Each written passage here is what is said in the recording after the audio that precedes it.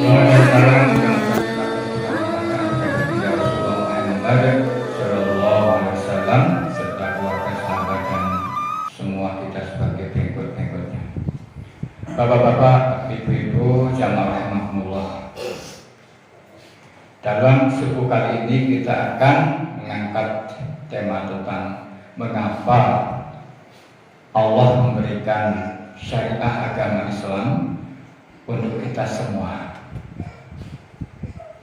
Bapak-bapak, ibu-ibu, maqasidul syara' atau maksud tujuan Allah memberikan aturan-aturan agama untuk manusia itu antara lain, yang pertama hifdzuddin, memelihara agama supaya manusia itu nyembahnya pada Allah itu betul, yang disembah hanya Allah Subhanahu wa ta'ala.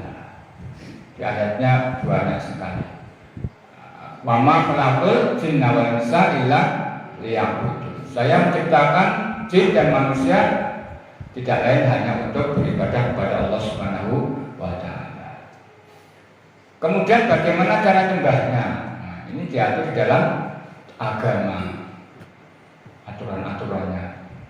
Kalau orang Jawa itu agama itu nggih ageman. Ageman itu berarti pakaian.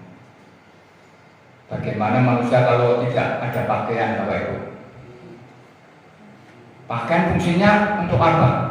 Yang pertama untuk melindungi. Betul Bapak Ibu? Kalau anginnya kencang, udara dingin, Bapak Ibu tidak pakai pakaian, kira-kira bagaimana? Ya, besok dikeroi ya, malamnya mesti minta keroan. Itu untuk melindungi tubuh supaya sehat. Yang kedua untuk menutup aurat. Mas-mas lihat cewek cantik di pinggir jalan tapi nggak pakai pakaian, kira-kira tertarik apa enggak? Nggak tertarik lah ya, walaupun cantiknya kayak apa pun nggak pakai pakaian berarti ada masalah dengan sarafnya gitu kan, dapat saya nggak tertarik. Jadi memang pakaian itu untuk sebagai penutup aurat. Yang berikutnya fungsi pakaian itu kehormatan. Jadi orang yang memakai pakaian itu sebagai lambang kehormatan. Nganggo batik, menungso nggih gagah, nganggo koko nggih gagah. Bahkan kadang-kadang pakaian itu untuk identitas. Oh, nek dina Senin nganggo kaki berarti kayak pegawai di pemerintahan. Contohnya seperti itu. Oh, nek pakaiannya coklat-coklat kowe pak polisi, nek pakaiannya hijau doreng-doreng kowe tentara. Nah, tentara ya kokam gitu ya. Kadang-kadang sebagai tentara kok kokam. Pak Yaman nganggo doreng-dorengnya gagah banget, Pak Emang gitu ya. Bapak-bapak, ibu jamaah rahmatullah, agama itu fungsinya supaya manusia itu terhormat ya, di hadapan Allah maupun manusia. Diatur, cara sholatnya pun juga diatur. Bagaimana caranya? Ya, sholat, puasa, zakat, ada aturan semuanya, haji. Itu agama ngatur. Supaya apa? Supaya lurus. Nyembahnya benar hanya pada Allah, caranya juga benar. Efeknya juga benar. Contoh sholat itu adalah suatu hal yang sangat penting bagi umat Islam. Karena awwalu ma yuhasabu bihil 'abdi yaumil qiyamah as-shalah. Pertama kali yang akan dilihat oleh Allah di hari kebangkitan besok bukan berapa hartamu, sawahmu berapa hektar, mobilmu mereknya apa, istrimu berapa, bukan. Yang dilihat sholatnya. Kalau sholatnya bagus, bagus semuanya. Cuma pertanyaannya, yang dinilai sholat itu apanya? Karena perintahnya itu wa aqimis sholat, bukan wa amalus sholat, mengerjakan sholat, bukan mendirikan sholat. Ya, ini pertanyaan mendirikan sholat. Mendirikan sholat berarti paling tidak ada tiga. Yang pertama khusyuknya, konsentrasi. Jangan waktu konsentrasi kan modern. Konsentrasi menyatukan hati, pikiran. Wah, diwawas Pak Maskur apa wah? Ayat pertama, rukuk pertama, Pak. Rakaat pertama. Oh, berarti jenengan khusyuk mendengarkan. Anggur buh apa lho, diwaca pelan aku benang bertanggal-tanggal iki jan bingung kon sing nganti kurang-pirang. Bubar pikiran Allah bubar pikirannya dibubar malah.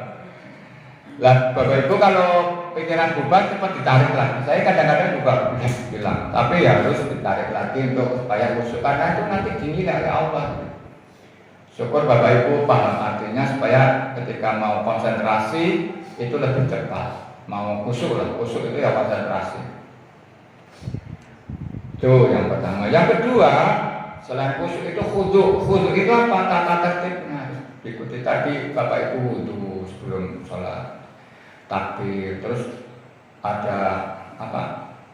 Rukuk, sujud yang harus tumak nina. Ya, alhamdulillah kalau di masjid-masjid kita sudah tumak nina. Boleh cepat tapi jangan terlalu cepat. Minimal itu tumak nina ya, ruas-ruas tulang itu ada di pada posisinya. Sami Allahu liman hamidah, berdiri dulu. Jangan Sami Allah liman hamidah, tangannya belum di sini, kemudian rukuk, tidak sah sholatnya. Nilainya jelek, tidak memenuhi standar. Standarnya Rasulullah Shallallahu Alaihi Wasallam. Shollu kama ra'aitumuni usolli kata Rasul. Ya jangan niru-niru orang-orang di sana ya. Sholat tarawih, ya 23 rakaat dikerjakan dengan 6 menit. Ada kemarin 7 menit, tahun ini ada yang lebih cepat lagi 6 menit. Saya lihat bacaannya seperti apa ya, ternyata insya Allah menurut ilmu fikihnya tidak sah Pak. Karena apa? Nggak ada tumoninanya. Tapi di hadapan Allah wallahu a'lam kita nggak tahu. Tapi kalau kita belajar dari ilmu fikih, menurut ahli-ahli fikih itu tidak sah karena tidak ada tumanina. Jangan diru-diru.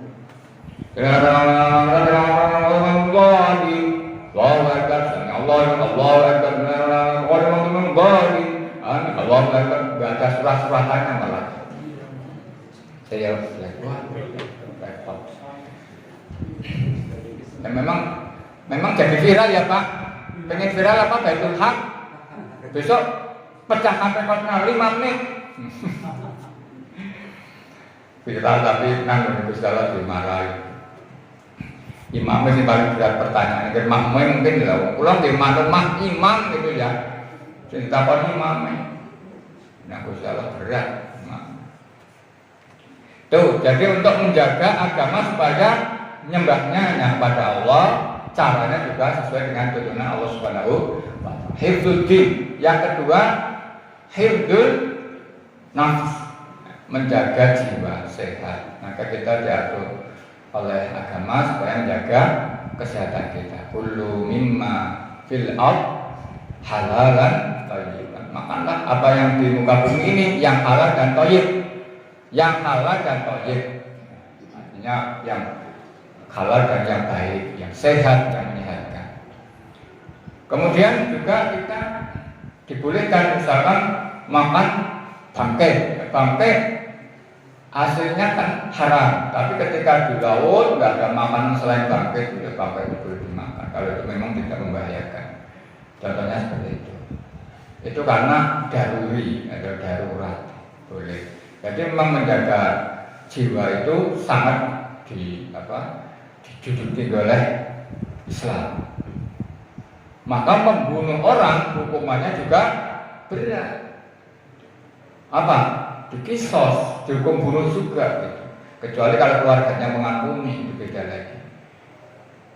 Terus berkelahi itu juga ada hukuman dan seterusnya.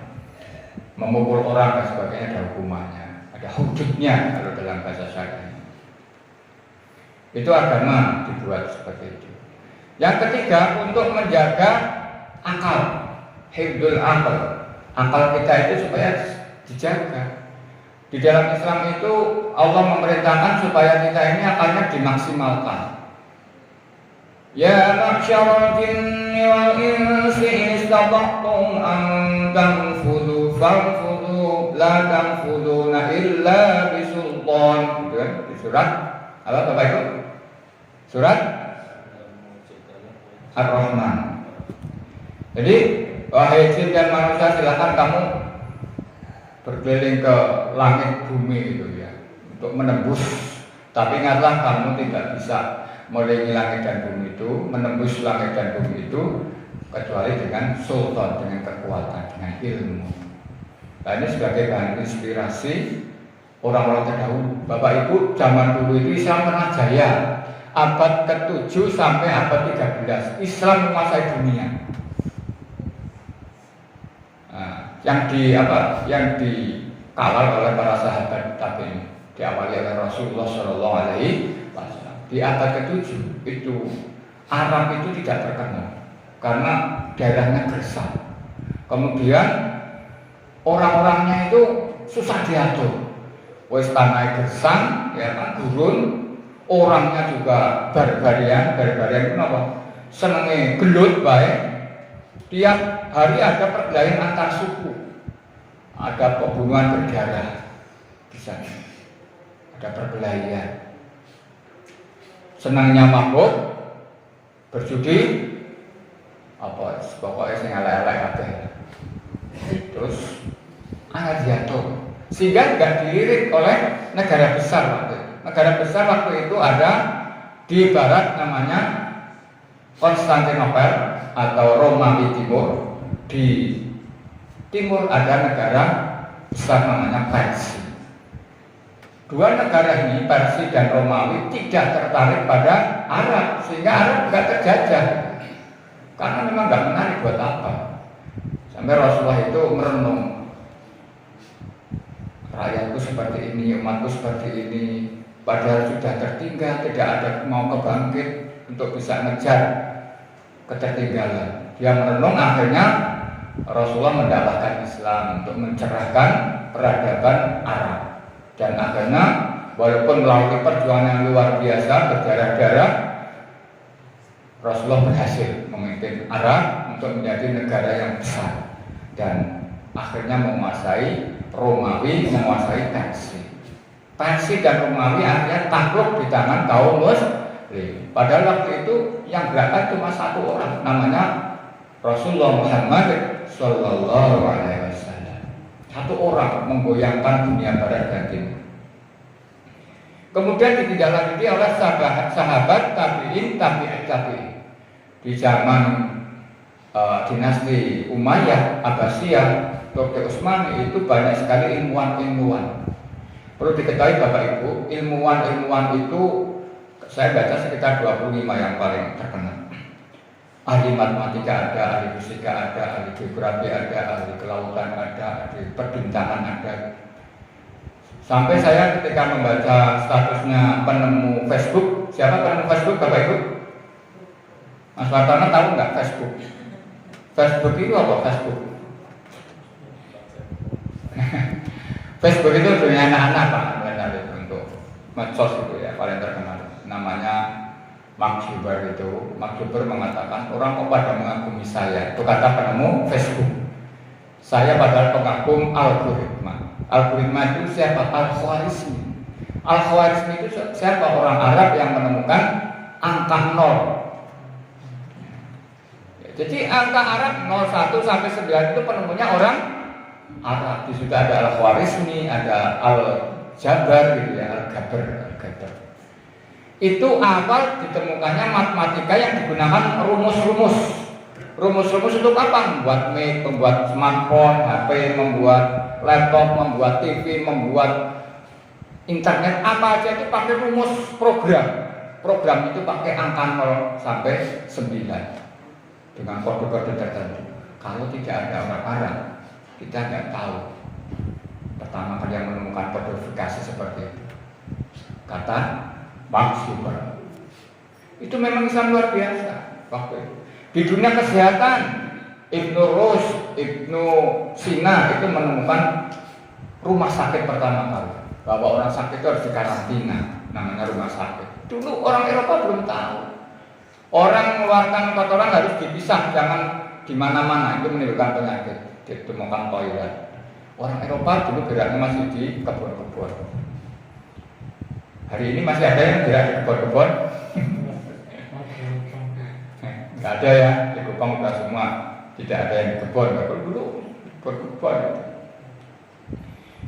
Ini Islam dulu pernah ada. Tapi kemudian sekarang kita memang mengalami masa kegelapan. Ya, maka dari itu mari kita kembali pada Al-Quran. Ya, terus Islam aturan untuk supaya akal terjaga. Islam mengatur supaya akal itu tetap terjaga, maka diharamkan khamr. Khamr minuman yang menyebabkan ada narkotika karena itu akan rusak saraf otak. Nah, kalau orang nanti ketagihan, jadi sarafnya rusak seperti orang yang apa itu kalau sudah ketagihan narkotik, seperti orang gila gitu. Kemudian berikutnya, kenapa agama diturunkan? Untuk menjaga keturunan. Menjaga keturunan. Maka ada nikah. Ya, tidak boleh zina. Yang dibolehkan nikah. Ya, dihalalkan gitu. Boleh 1, 2, 3, 4 asal kita bisa mampu. Nek ra iso mampu ya siji wae. Itu ya, Bapak Ibu. Jadi itu aturan agama Islam, ya. Aja ngikuti lagu-lagu sing mboten bener. Jadi mending tuku sate daripada pecel ora nyambung. Mending tuku sate daripada tuku wedhus. Bahwa kalau tuh baca pecel ini betul. Akhirnya juga pokoknya jajan bae lah, aja tuku wedhusnya ada nikah maksudnya yang jajan bae gitu. Jadi lagu deh, jadi rumit kan tadi mungkin. Wong itu ajaran wong Islam gitu. Ya sebenarnya wong Islam ya nikah, menghindari zina. Kemudian yang terakhir Islam diturunkan itu untuk menjaga mal atau harta. Maka di Islam itu dilarang mencuri, menipu dan sebagainya. Sehingga kita itu bisa nyaman. Kemudian juga kita didorong untuk mencari harta. Ketika kita sudah sholat, fa'idha qudiyati sholatu fantasiru fil ard wabtaghu min fadlillah. Kalau sudah selesai sholat, kita sudah bertebaran di muka bumi untuk mencari rezekinya Allah. Sing duwe wedhus, sing ngaris, sing duwe sawah, yang nang sawah, sing nang kantor, ning kantor, sing nang pasar, di pasar, sing nang warung, di warung. Itu perintah agami Islam. Katakan Bapak Ibu, dari 5 maksud tujuan kenapa agama diturunkan atau aturan syariah diturunkan di muka bumi itu, yang pertama hifdzuddin untuk menjaga agama, yang kedua hifdzun nafs untuk menjaga jiwa, kesehatan, yang ketiga menjaga mal, hifdzul mal, menjaga harta, yang keempat hifdzul aql, menjaga akal, ya kan? Yang kelima menjaga kehormatan, menjaga nasab, menjaga keturunan atau hifdzun nafs. Demikian Bapak Ibu jamaah rahmatullah, mudah-mudahan bisa jadi renungan dan ditambah kita itu maksud dari mengapa Allah menurunkan agama di permukaan bumi. Wabillahi taufiq wal hidayah. Assalamualaikum warahmatullahi wabarakatuh.